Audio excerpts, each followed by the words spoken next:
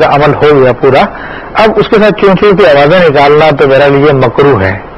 اچھا یہ تو حجر اسود ہے، حجر اسود سے پہلے رکن یمانی ہے. جی جی، رکن یمانی یہ پہلا کونا ہے، اس کے بعد حجر اسود ہے. تو میں نے تو یہ بھی دیکھا ہے کہ رکن یمانی کا بھی لوگ استعلام کرتے ہیں. ہاں یہ بدعت ہے. علامہ اللہ علیہ قاری رحمۃ اللہ نے لکھا کہ رکن یمانی کا استعلام کرنا بدعت ہے.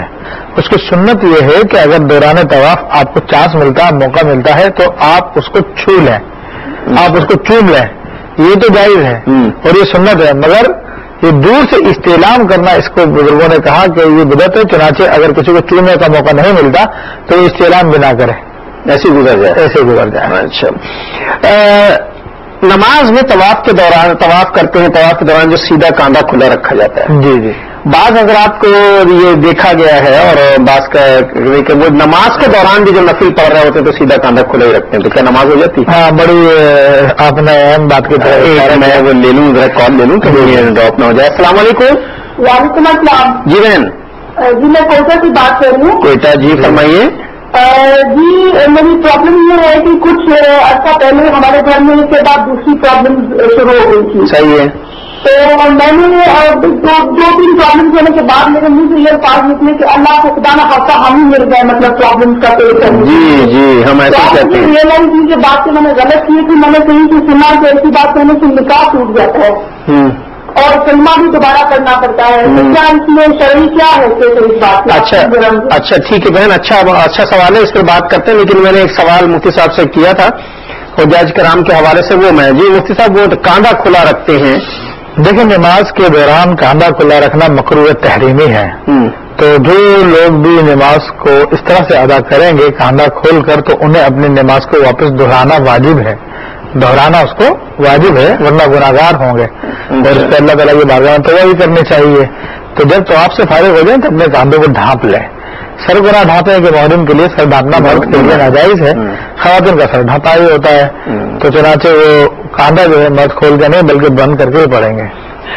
ناظرین میں نے اپنے پروگرام کا آغاز جو ہے بے احتیاطی سے کیا تھا کہ بعض معاملات میں ہم انتہائی غیر سنجیدہ رویہ اختیار کرتے ہیں. میری بہن نے بھی کہا کہ یہ کے بعد دیگر جب مسائل پیدا ہوئے، مشکلات آئیں گھر میں، تو انہوں نے بے ساختہ اپنی زبان سے کہا کہ خدا کو معاذ اللہ استغفر اللہ کہ ہم ہی مل گئے تھے یہ معاملات کرنے کے لیے. ہم میں سے اکثر بیشتر لوگ جو ایسی باتیں کرتے ہیں. مفتی صاحب یہ کہتی ہیں کہ مجھے تو اب پتہ چلا ہے کہ کفریہ کلمات تھے اور کیا اس سے نکاح ٹوٹ جاتا ہے. لیکن میں ایک کال لے لوں گا. السلام علیکم. ہیلو السلام علیکم. جی وعلیکم السلام. میں میرا بات کر رہی ہوں فیصلہ سے. جی میرا مفتی صاحب سے سوال یہ کہ جو سب سے پہلے رشتے داروں کو دی جاتی زکات، تو وہ کتنی مالے تک قریب ہو رشتے دار ان کو زکات دی جائے؟ اچھا نہیں کس کا مطلب کتنی مالیت کا غریب ہو؟ جی کہ ان پہ زکات بنتی ہے. وہ شرعی فقیر اگر ہیں تو انہیں دینی پڑے گی. بارہ اس پہ بات کر لیتے ہیں. ٹھیک ہے بہت شکریہ. جی مفتی صاحب یہ بہن نے اس طرح کے کلمات ادا کیے. یہ کہتی ہیں کہ مجھے اب پتہ چلا ہے کہ کفریہ کلمات ہیں اور اس سے ایمان جاتا رہتا ہے اور نکاح بھی ٹوٹ جاتا ہے. تو ان کے لیے کیا مسئلہ؟ تو اللہ کا شکر ہے کہ اللہ تبارک و تعالیٰ نے مرنے سے پہلے انہیں توفیق عطا فرما دی اور ان کو یہ بات سمجھا دی کہ واقعی نے غلط بات کہی. بلا شبہ رب کریم کی شکایت کرنا، رب کریم پر اعتراض کرنا، یہ بندے کو کفر میں لے جاتا ہے. کیونکہ بندے کا کام ہے اپنے رب کی اطاعت کرنا، اس کی جانب سے آئی مصیبتوں پر، مشکلات پہ صبر کرنا اور اس سے رحمت طلب کرنا، اچھی بات طلب کرنا. تو جو کوئی بندہ بھی اپنے رب پہ اعتراض کرے، جیسے کہ یہ بات ہے کہ ہمیں مل گیا معاذ اللہ ثم معاذ اللہ، تو اس سے انسان کا ایمان چلا جاتا ہے. اور جب ایمان چلا جاتا ہے تو نکاح بھی برقرار نہیں رہتا.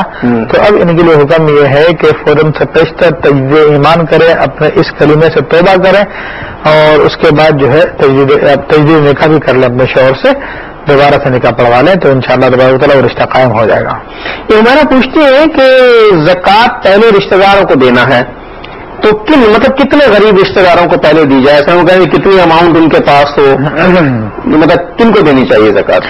آپ نے تو بہت مختصر سے بتا دیا تھا کہ شرعی فقیر ہونا چاہیے. شرعی فقیر ہونا چاہیے. شرعی فقیر کی ہم وضاحت یہ کر دیں کہ شرعی فقیر ایسا شخص ہوتا ہے کہ جس کے پاس اپنی ضرورت سے زائد اتنا مال نہ ہو جو 52.5 تولہ چاندی کی قیمت کو پہنچ جائے. اتنی رقم ہو، نہ کوئی اس کی ضرورت سے زائد کوئی اور مال ہو. تو اب اگر اس کی کیفیت یہ ہے کہ اس کے پاس اتنا مال نہیں ہے اس کی ضرورت سے زائد جو 52.5 تولہ چاندی کی قیمت کو پہنچ جاتا ہو، جو کہ آج کل تقریباً 16-17 ہزار روپے ہے، تو اس کو زکوٰۃ دی جا سکتی ہے. اور اگر اس کے پاس اتنے رقم تو نہیں مگر ضرورت سے زیادہ کچھ سامان وغیرہ اس کے پاس زیادہ رکھا ہوا ہے، جیسے کہ آج کل لوگ دنیا جمع کر کے رکھتے ہیں زیادہ تعداد میں، تو بعض اوقات تو یہ بھی دیکھا گیا ہے کہ جو لوگ جھگیوں میں رہتے ہیں وہ اپنے گھروں میں ٹی وی رکھتے ہیں، VCR رکھتے ہیں، سارے کے سارے معاملات کرتے ہیں، تو ایسے لوگوں کو زکوٰۃ تو نہیں لگے گی کیونکہ ان کے پاس تو اتنا مال موجود ہے کہ جو ان کی ضرورت سے زیادہ، یہاں سے VCR کی ضرورت تو نہیں ہے، ٹیلی ویژن کی کوئی شرعی ضرورت نہیں ہے، تو اگر ان کی قیمت 17,500 16,000 17,000 پہنچ جاتی تو زکوٰۃ کے اہل نہیں ہے۔ ہاں جس کے پاس اتنا ضرورت سے زائد مال نہیں ہے تو اس کو زکوٰۃ دی جا سکتی ہے۔ محترم یہ زکوٰۃ کے حوالے سے معاملات ہیں اور ابھی تو حج اور قربانی کے معاملات بھی چلیں گے، زکوٰۃ کے معاملات تو بڑے تفصیل سے ہم نے ڈسکس کیے ہیں۔ ایک کال لے لوں اس لیے کہ بہت تیزی سے ہمارا وقت جو ہے وہ اختتام کی طرف جا رہا ہے۔ السلام علیکم۔ وعلیکم السلام حضرت، خیریت جناب؟ اللہ کا شکر، دعائیں آپ کی، آپ خیریت سے ہیں جناب؟ ٹھیک ٹھاک، فرمائیے۔ آپ کی کیا میرا سوال یہ تھا مفتی صاحب سے سلام علیکم۔ جی وعلیکم السلام۔ ہم تین بھائی تھے، تو ہم نے جب آپس میں شادی وغیرہ ہو گئی تو ہم رضا خوشی سے جدا ہوئے، تو بڑے بھائی جو تھے میں سب سے چھوٹا تھا، تو ان کے لیے 2-3 لاکھ روپیہ انہوں نے اپنے ذمہ لیا کہ ٹھیک ہے کاروبار میں سے ہم آپ کو دیں گے، یعنی ہم سب کیسے تھے والد صاحب بھی حیات ہیں، تو وہ بھائی باقی رقم تو دے چکے تھے، 1 لاکھ روپیہ رہ گیا تھا، تقریباً 1 لاکھ روپیہ رہ گیا تھا، بھائی فوت ہو گئے۔ تو جب ہم بھائی کو غصہ دے رہے تھے تو بھائی نے مجھے کہا کہ آپ کے بھائی نے جو آپ کی رقم دینی تھی تو یہ آپ لے لیں، تو میں نے بھائی کی محبت میں اچانک بھائی کا انتقال ہوا، میں نے کہا بعد میں دیکھ لیں گے اب کیا ہے۔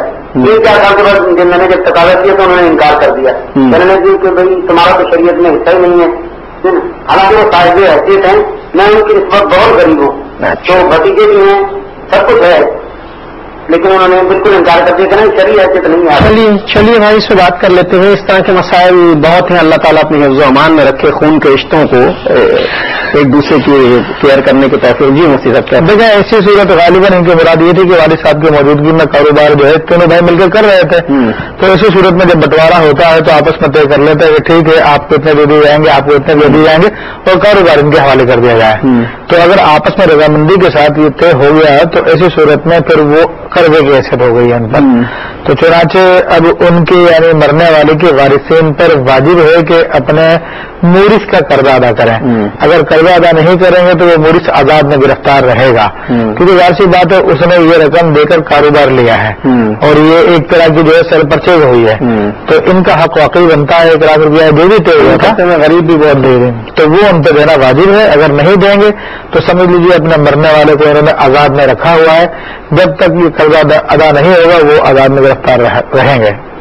ناظرین محترم اس طرح کے معاملات یہ زندگی میں روز مرہ پیش آتے ہیں، خاص طور پر ایسی جگہوں پہ بڑے مسائل پیدا ہوتے ہیں جہاں کئی بھائی مشترکہ طور پر کاروبار کر رہے ہوں، گھر لے رہے ہوں، جب جائیداد کا بंٹوارا ہوتا ہے، گھر بٹتا ہے، پیسہ بٹتا ہے، چیزیں بٹتی ہیں، مال بٹتا ہے، تو حصہ برابر تقسیم کر لینا چاہیے۔